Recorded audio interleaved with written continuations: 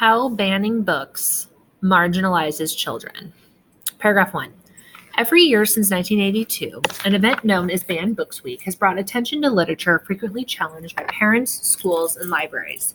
The books in question sometimes feature scenes of violence or offensive language. Sometimes they're opposed for religious reasons, as in the case of both Harry Potter and the Bible. But one unfortunate outcome is that 52% of the books challenged or banned in the last 10 years feature so-called diverse content. That is, they explore issues such as race, religion, gender identity, sexual orientation, mental illness, and disability. Since the creation of the American children's literature industry in the 1820s, publishers have struggled to figure out who their audience should be. Do kids' books cater to parents and adult cultural gatekeepers or to young readers themselves? But as books that address issues of diversity face a growing number of challenges, the related question of which children both the industry and educators should serve has become more prominent recently.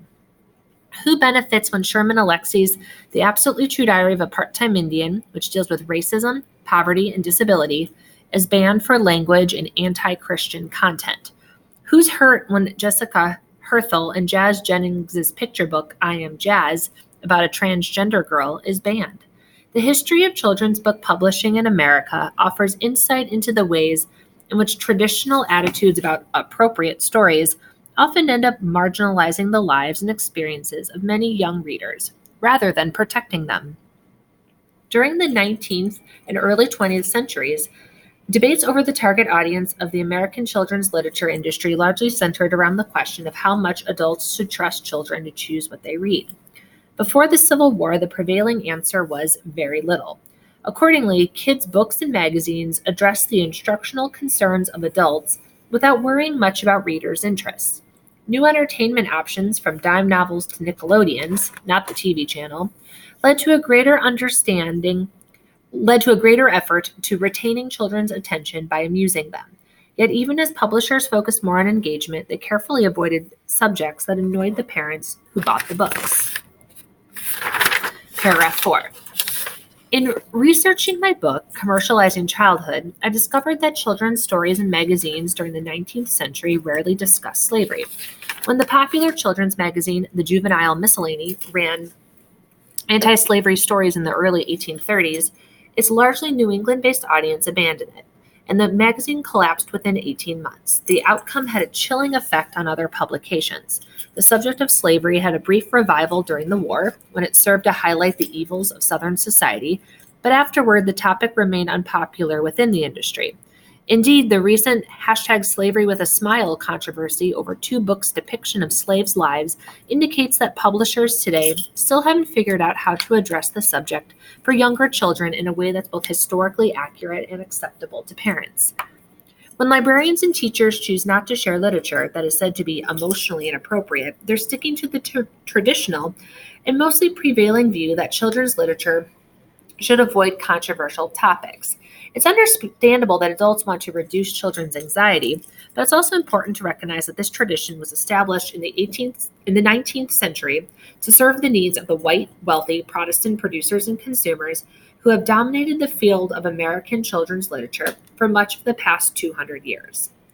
The distinction between books that have inspired calls for censorship, including series like Nancy Drew and The Hunger Games, versus the works that more often have actually been banned, Huckleberry Finn, To Kill a Mockingbird, the novels of Judy Blume, reveals the insidious effects of this tradition.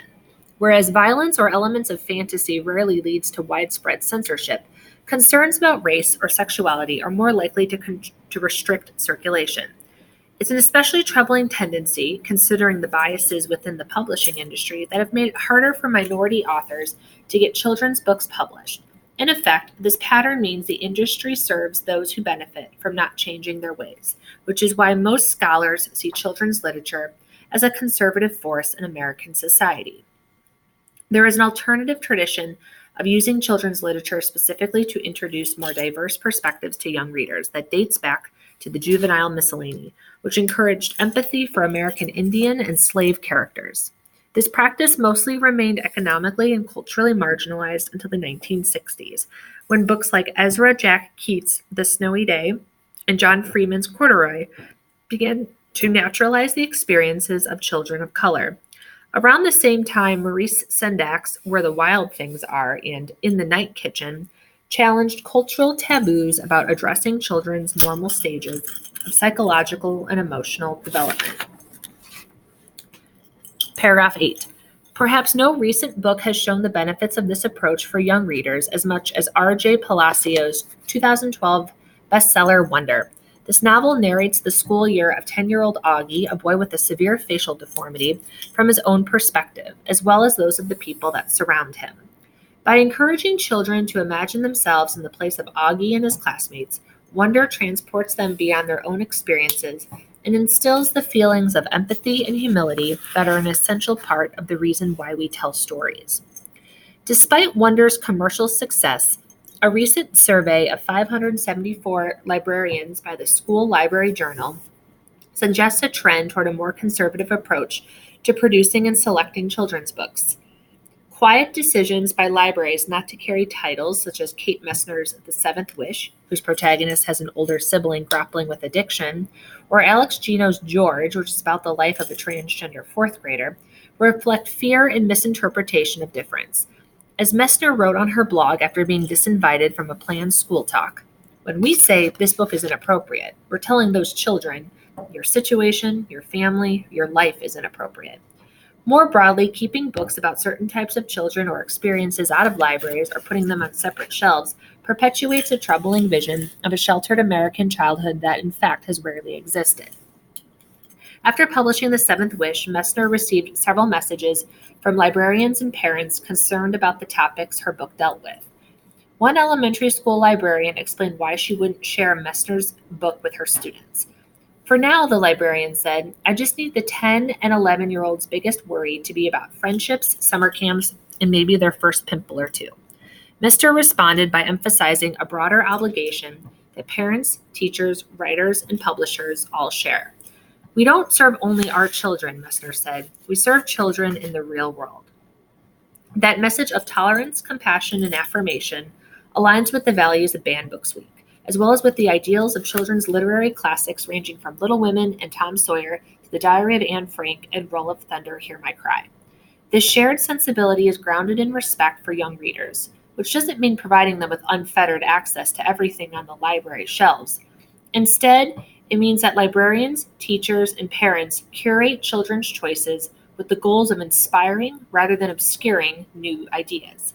Such an approach allows kids to learn how to navigate imaginary worlds filled with differences, with the faith that they will apply those lessons to their own lives.